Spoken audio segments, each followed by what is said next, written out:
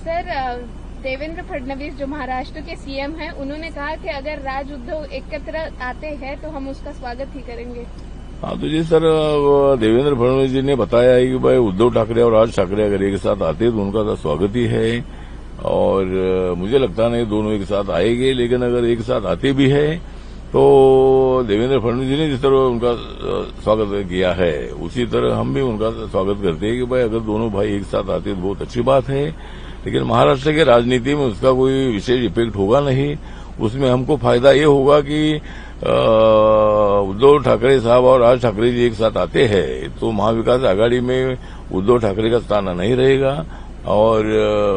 Congress party और NCP जो है शरद पवार साहब की, वो राज ठाकरे को लेने के लिए बिल्कुल तैयार होगी नहीं और उद्धव ठाकरे जी को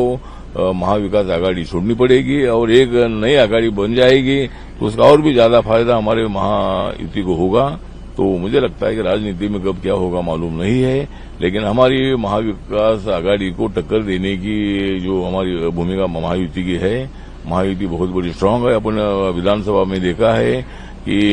237 सीटें हमारी चुनकर आई है और इसी तरह मतलब हम महाराष्ट्र में, मुंबई में स्ट्रांग है। जो भी निशिकांत दुबे जी ने कहा है उसको खुद भाजपा के राष्ट्रीय अध्यक्ष जेपी नड्डा जी ने ट्वीट करके खुद डिनाई कर दिया है, कह दिया है कि ये उनकी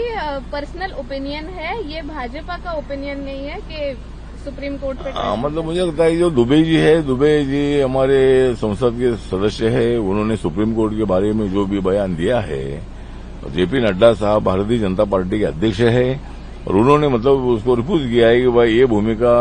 बीजेपी की नहीं है और सुप्रीम कोर्ट का हम आदर करते हैं। सुप्रीम कोर्ट संविधान के माध्यम से उच्च स्थान पर है,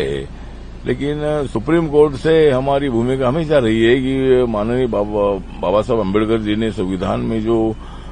अधिकार दिए हैं उसमें सुप्रीम कोर्ट से पार्लियामेंट सुप्रीम है, कानून बनाने का अधिकार पार्लियामेंट को है। तो दुबे जी ने जो स्टेटमेंट दिया है उससे मैं सहमत नहीं हूं, लेकिन जेपी नड्डा साहब ने जो भी भूमिका रखी है उसका मैं समर्थन करता हूं। लोकशाही मराठी ऐका, पहा, जागरूक रहा।